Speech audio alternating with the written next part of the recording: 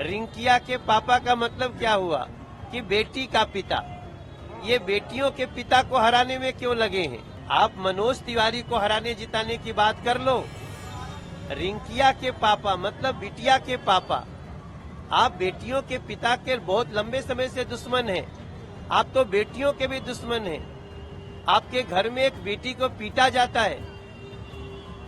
स्वाति मालीवाल को उनके घर में गिरा करके पटक पटक के मारा जाता है और वो मारने वाले के साथ खड़े होते हैं।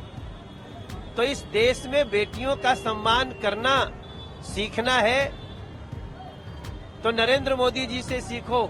मुझे लगता है कि अरविंद केजरीवाल जी कन्हैया कुमार के साथ जा करके उनके अंदर से जो उनके ऊपर भारत के तोड़ने की साजिश रचने का जो खुमार चढ़ा है, उसके आगे अब वो मानसिक रूप से दिवालिया हो गए।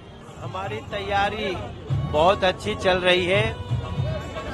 आज सेकेंड लास्ट डे है प्रचार का और अभी तक जो हमारी कोई वार्ड छूटा हुआ है, एक वो श्री राम कॉलोनी का आधा पार्ट है। आज हम उसमें जा रहे हैं। लोगों का बड़ा आशीर्वाद है, बहुत जबरदस्त रिस्पांस है।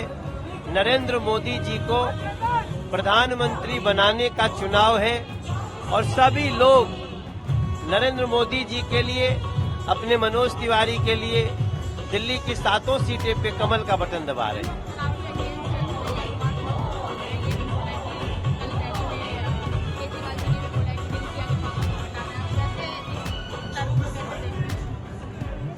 वो ये क्यों नहीं कहते हैं कि टुकड़े टुकड़े गैंग को हराना है?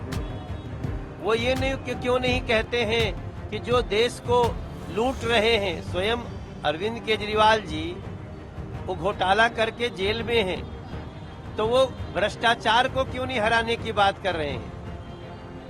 रिंकिया के पापा का मतलब क्या हुआ कि बेटी का पिता।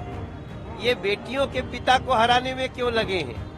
हम तो बेटियों के माता पिता को जिताने में लगे हैं। मुझे लगता है कि अरविंद केजरीवाल जी कन्हैया कुमार के साथ जा करके उनके अंदर से जो उनके ऊपर भारत के तोड़ने की साजिश रचने का जो खुमार चढ़ा है, उसके आगे अब वो मानसिक रूप से दिवालिया हो गए। इस देश में बेटी पढ़ाओ होना चाहिए। आप मनोज तिवारी को हराने जिताने की बात कर लो। रिंकिया के पापा मतलब बिटिया के पापा। आप बेटियों के पिता के बहुत लंबे समय से दुश्मन हैं। आप तो बेटियों के भी दुश्मन हैं। आपके घर में एक बेटी को पीटा जाता है। स्वाति मालीवाल को उनके घर में गिरा करके पटक पटक के मारा जाता है और वो मारने वाले के साथ खड़े होते हैं। तो इस देश में बेटियों का सम्मान करना सीखना है तो नरेंद्र मोदी जी से सीखो।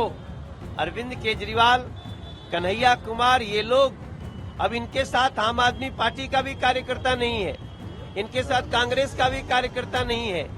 ये राहुल गांधी और अरविंद केजरीवाल का जोड़ है और सारे कार्यकर्ता नीचे से खिसक गए हैं। जो थोड़े बहुत घूम भी रहे हैं ना, वो बटन दबाने वाले हैं कमल का, क्योंकि उनके साथ धोखा किया है अरविंद केजरीवाल और राहुल गांधी ने।